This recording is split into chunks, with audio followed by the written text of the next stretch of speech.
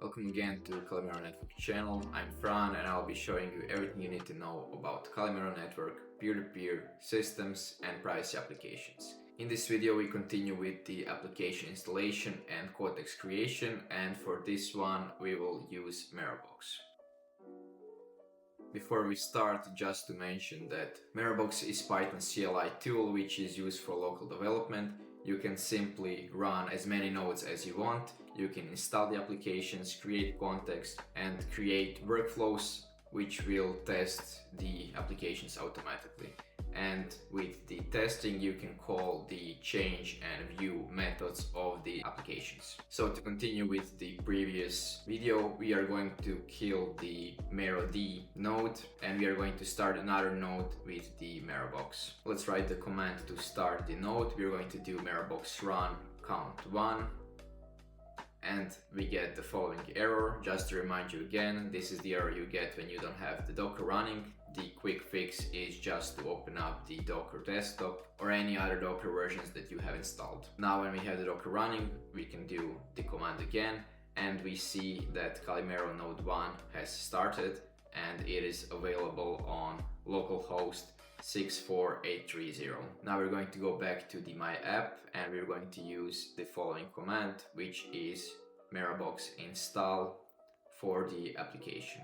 As in previous video we created the kiwistore.wasm, we're just going to use that path, which is again logic res kiwistore.wasm. We see that we have the message application installed successfully and we get the application ID back. Now we will create the context with a similar approach as in the previous video with meroctl. And we see that the context was created successfully.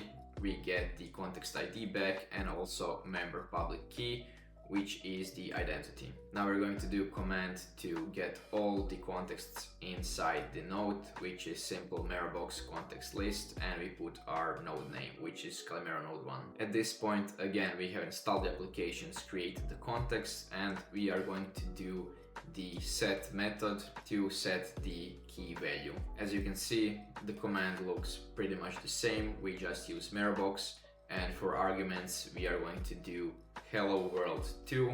Let's run this and we see we have function call success. We have the result, which is again null because the set function does not return anything. Now to verify that we have set it correctly, we are going to do get method call with the argument of key hello, and we see that the output is world 2, which is correct and it is working as it should. Next up are workflows, which as I mentioned previously are used to create automatic tests for the Calimero applications. With this you can select which image of the node you want to use, which prefix for the name, and you can also select how many nodes you want. For this example we have count set as 2, so this means it will have 2 nodes running.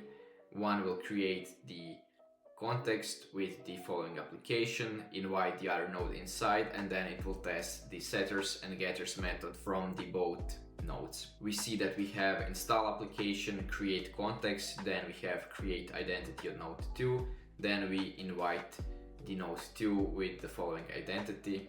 The node joins, they do sync to exchange data and to get the same state, and after that each of them can do simple setters and getters and the state will stay in sync. To run the workflow we are going to use command Merobox bootstrap run with the path to the workflow, and we see that the workflow has started. It will pull the latest image from core repository and it will start 2 nodes and start the processes that we define in the workflow. As you can see, we have things like install the application, create invitation, join the invitation, after that set keys and fetch values. Now for the last thing of this tutorial we will open up the web application that we have in the app folder. So let's change directory to app and we will run pnpm install to install frontend dependencies.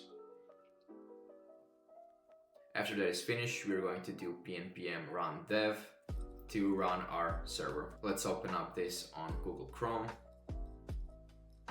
Okay, and we see that we have the Kiwi Store application running.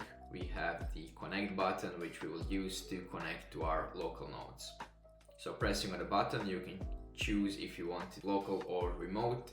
Local is for the local development, for example, when you have the node running with Merobox, and remote is if the node is running on some hosted server. Let's do local connect.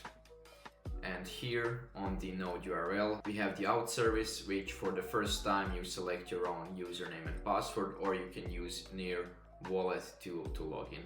For this, we're going to use simple username and password. I'm going to write Fran and password, sign in, and here is the process of application installation. I will also cover this in another video, which will cover the application registry, so you can understand how everything works. We're going to click install and continue. Wait for it to install.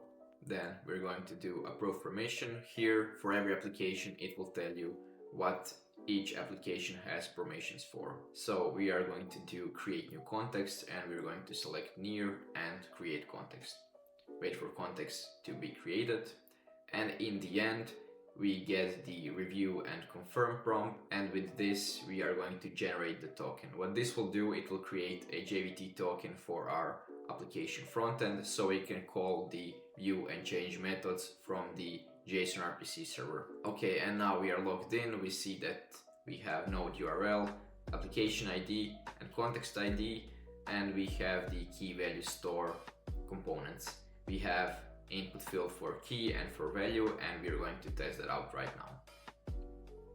So we're going to write hello YouTube, set entry. We're going to do one more time hello world. What this will do, it will just update the value because the key is already set.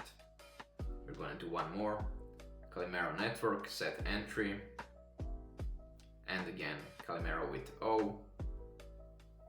We can also delete and reset all entries. You can explore more on documentation when everything is covered. You can also check the GitHub for other examples or for other repositories. With this, we finished this two-part tutorial. We covered how to install application, create context, and how to interact with applications, both with the CLI tools and with the web application. I hope you enjoyed the video, and I will see you in the next one.